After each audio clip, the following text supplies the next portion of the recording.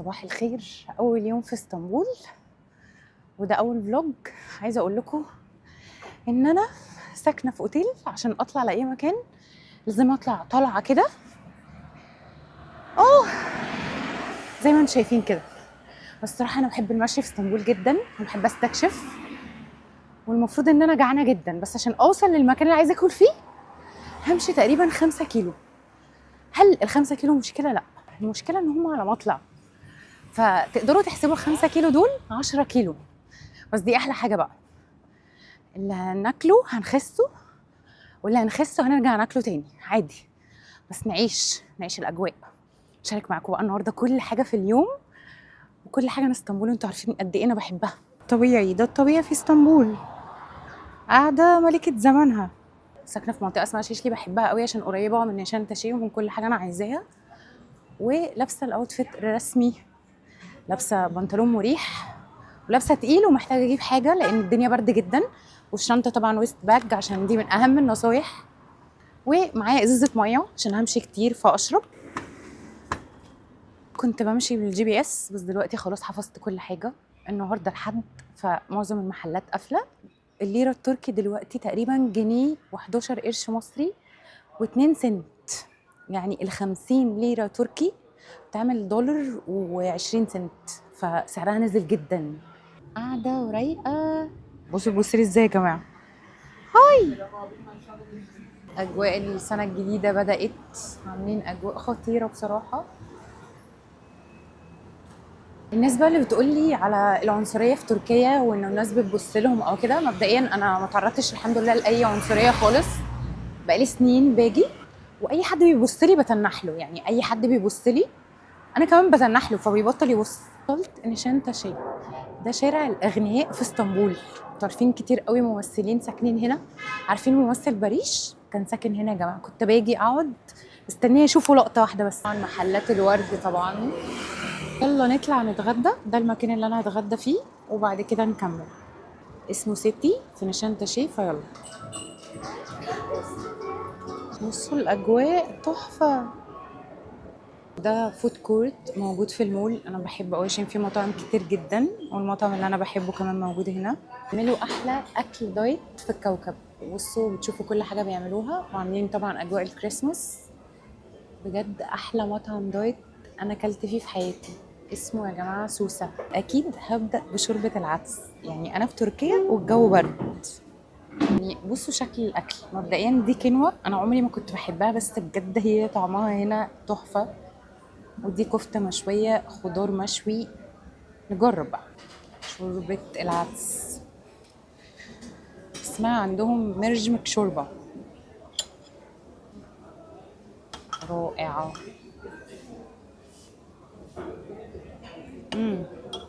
عايزه شويه ملح، فلفل، ونزود ليمون.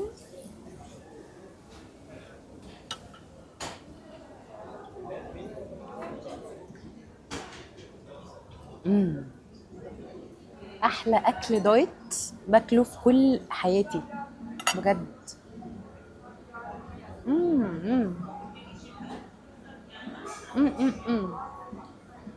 شوكوزا.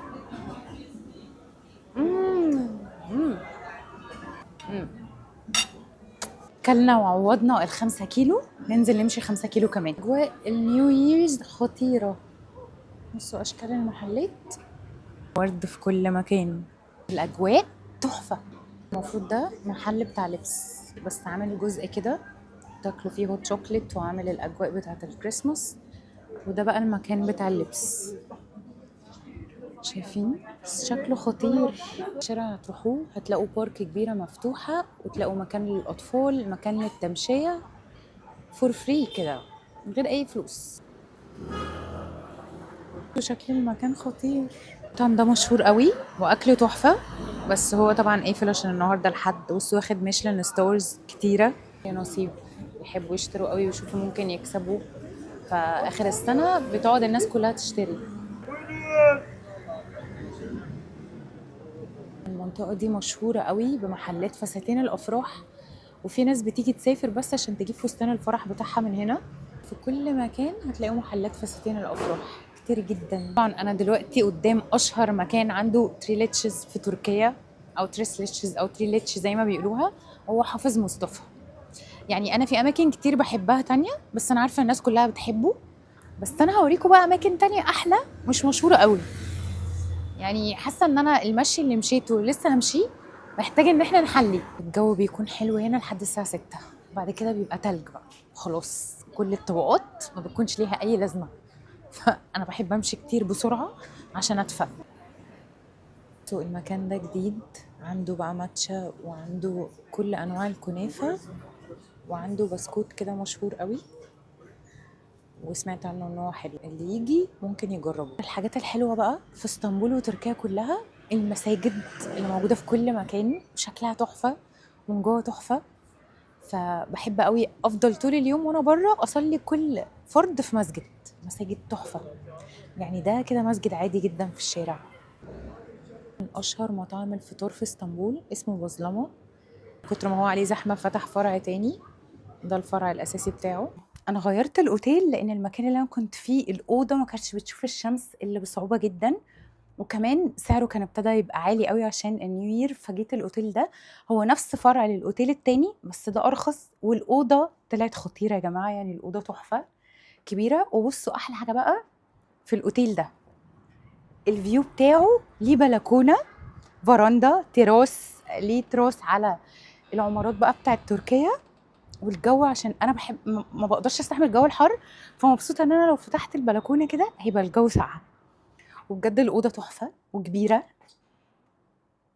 لا حبيتها. نقضي هنا اسبوع رائع. اوريكم بس شكل الاوضه. بصوا يا جماعه الاوضه كبيره كبيره حلوه جدا. بصوا فيها ايه كمان هنا، لا لا لا في دلع.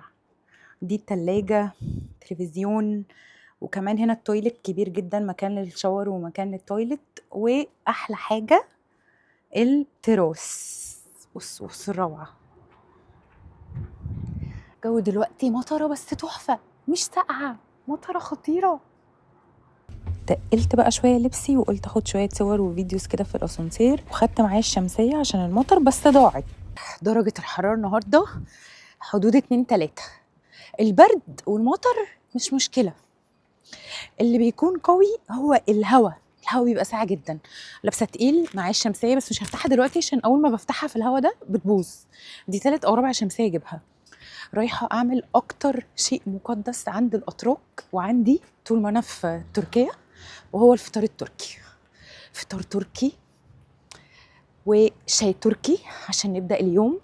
المكان اللي انا رايحاه ده كيلو، فكده كده انا همشي. يعني انتوا حفظتوا خلاص ان انا يعني 3/4 الرحله دي هتكون مشي، مش هركب بس غير لو هركب العباره اروح الناحيه بتاعت الناحيه الاسيويه. لكم يا جماعه بجد الاتراك ما بيستحملوش السقعه، مش بيحبوها. يعني هتلاقوهم طول الوقت مدفيين كل حاجه، لابسين تقيل جدا، ما بيستحملوش السقعه. يعني بيقعدوا اصلا يتكلموا يبصوا لي كده ما بيلاقوني بصور في المطر وماشيه ومبسوطه. ما بيستحملوش السقعه خالص.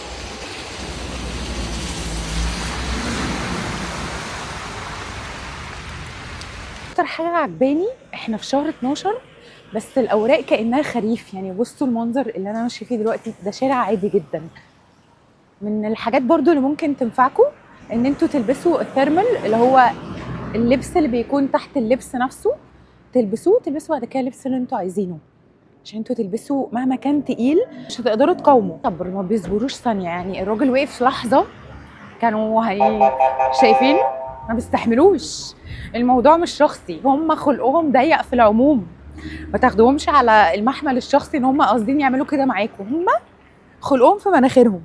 انا عايزاكم تنسوا موضوع ان انتوا تيجوا لابسين بوتس وحاجات عاليه، غير لو انتوا هتتصوروا بيها وتشيلوها، لان بجد انتوا المتعه في اسطنبول ان انتوا تمشوا. هم ليه كلهم رفيعين ما شاء الله، مع ان بجد اكلهم كله يتخن، وبياكلوا بقلاوه وسكريات رهيبه عشان المطالع والمنازل والمشي اللي بيمشوا كل يوم. المنزل عامل ازاي؟ ده بيكون شكل النزله، تبقى سهله، بس وانتوا طالعين بقى تخيلوا بتطلعوا كل ده. طول الحيوانات، اماكن متدفيه، والاكل والميه بتاعتهم دي ماليه اسطنبول. اي حد بيكون معاه اكل زياده بيحطه هنا. وصلت المكان اللي انا هفطر فيه. المفروض ان واحده صاحبتي قالت لي انه حلو جدا ومشهور بالفطار التركي، فتعالوا نشوف المكان ونقيمه. عايزين نشوفه هيطلع حلو ولا ايه.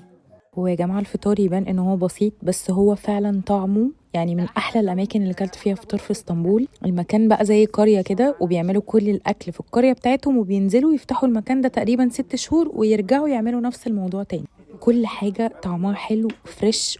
العسل اللي بالزبده عندهم يا جماعه تحفه، وبيبيعوه كمان في المكان، بيبيعوا كل المنتجات بتاعتهم. وعايزه اقول لكم ان ده كان ل3 اشخاص، وكلنا وشبعنا، وكنا حاسين ان احنا واكلين كميات كبيره، مع ان الكميات نفسها مش كبيره قوي، بس الاكل فيه بركه كده. وده شكل بقى الناس والمكان. يعني عايزه اقول لكم الستات بيعملوا العيش بايديهم. المكان خطير، لازم تجربوه على ضمانتي. بحب كل شويه اسيب لكم اصوات الناس والمطر والاصوات الحقيقيه الموجوده، عشان تعيشوا معايا اجواء شوارع اسطنبول في الشتاء، وتحسوا كانكم ماشيين معايا في المكان بالظبط. المطر وقف والجو تحفه، مش عايزه اعمل اي حاجه غير ان افضل ماشيه ساعه في الجو ده. جو رهيب. بصوا البياع بتاع السميت التركي تحس ان هو لوحه فنيه في الشوارع بلون العربيه وبشكله. المرة دي قلت ادخل المسجد واصور لكم شكله من جوه، عشان اوريكم قد ايه هو مسجد جميل، رغم انه مسجد صغير في الشارع، مش من المساجد المشهوره او الكبيره، بس جميل ومريح نفسيا جدا. دخلت صليت المسجد، جميل جدا من جوه، تحفه. يعني تقعدوا جوه، تحسوا ان انتوا عايزين تقعدوا جوه ما تتحركوش، يعني بجد تحفه. وخصوصا الجو برد، فقعدت لي شويه دفه، وحاسه ان محتاجين نشتري لبس تقيل. المكان الاشهر على الاطلاق جراتس، ده عايز فيديو لوحده. هو عايز له فيديو لوحده، بس انا بصراحه ما قدرتش اقاوم، قلت ادخل اوريكم شكله. يا جماعه المكان كبير جدا، في كل حاجه اي بنت بتحلم بيها، واي حد بيجي تركيا لازم يعيش له هنا.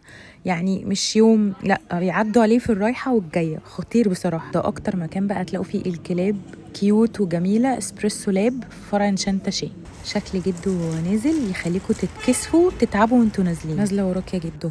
يا جماعة بجد في اسطنبول هم فنانين في الديزاينز والديكوريشن بتاعت المحلات، تجنن. وحتى البلكونات، يعني لازم كل حاجة تبقى معمولة بفن. هاي هاي. الطياره وقفت، بس الجو تلج، فاللبس اللي انا لابساه ده مش هينفع معايا خالص، والجو لسه هيبقى برد اكتر. فنزلت منطقه اسمها بشكتاش، دي فيها مولات ومحلات لبس رخيصه. فتعالوا اوريكم بقى نجيب ايه. انا اول حاجه محتاجه اجيب سكارفز عشان تدفيني فوق اي لبس. بصوا سعرها 200 ليره، يعني تقريبا 200 جنيه. تحفه. انا اشتريت دول كده مؤقتا لحد ما اوصل المكان اشتري منه لبس، بس عشان اعرف اشتري لبس. وجبت دول كده عشان الموبايل.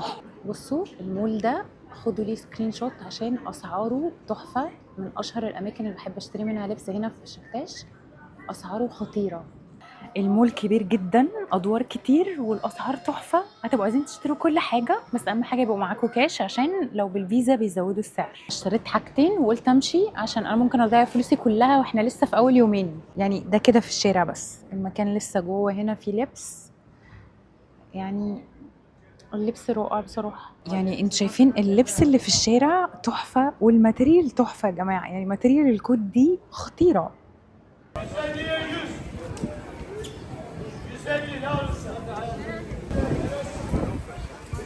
ايه القمر ده، ايه القمر ده، أمورة جدا. اختار من تلت ساعة ولسه، والاتنين متعبين بصراحة. سلالم متعبة وطالعة متعبة، بس السلالم أهون شوية. قول لي بقى، راح أكل ايه؟ أكل كل حاجة. وبقلاوة هعوض كل ده. كل ده لسه مش ربع الطريق. هو كده كده ده ممكن كله يروح في حتة بقلاوة، بس مش ممكن وانا مش متغدية. اجهزوا لأكتر أماكن مشهورة بالليل في اسطنبول. ما تغيروش ابدا فلوسكم بالليل عشان الريت بيقل، وما تغيروش من الاماكن السياحيه عشان دايما بيديكوا سعر مش حلو. غيروا من اماكن عاديه وقبل الساعه 5، وبلاش يوم الاجازه، عشان برضه في الاجازات بيقللوا الريت.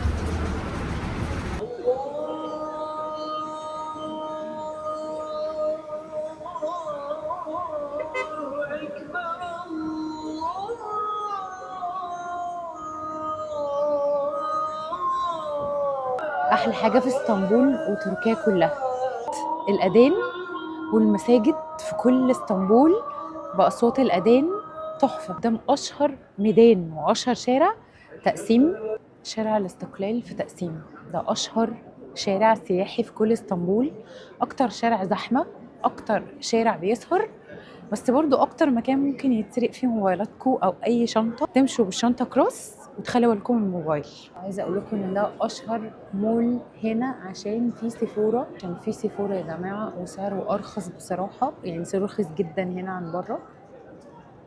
ده اسم المول.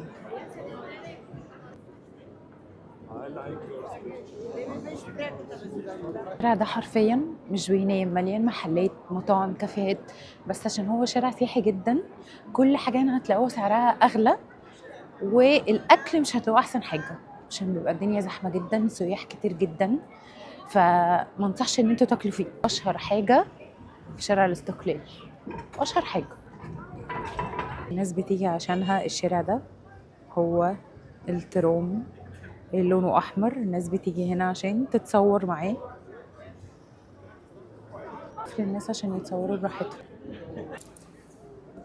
ممكن يقعد كده ربع ساعة نص ساعة عشان الناس تقف تتصور براحتها، وبجد شكله ولونه مع الشارع تحفة. اتنين اتقابلوا دلوقتي. الرسولاب هنا عامل حاجة غريبة جدا، جايب حصان كأنه حصان حقيقي، يقعد يغمض عينه ويفتح عينه ويتحرك، والناس كلها واقفة عشان تتصور معاه. هو تمثال بجد عادي.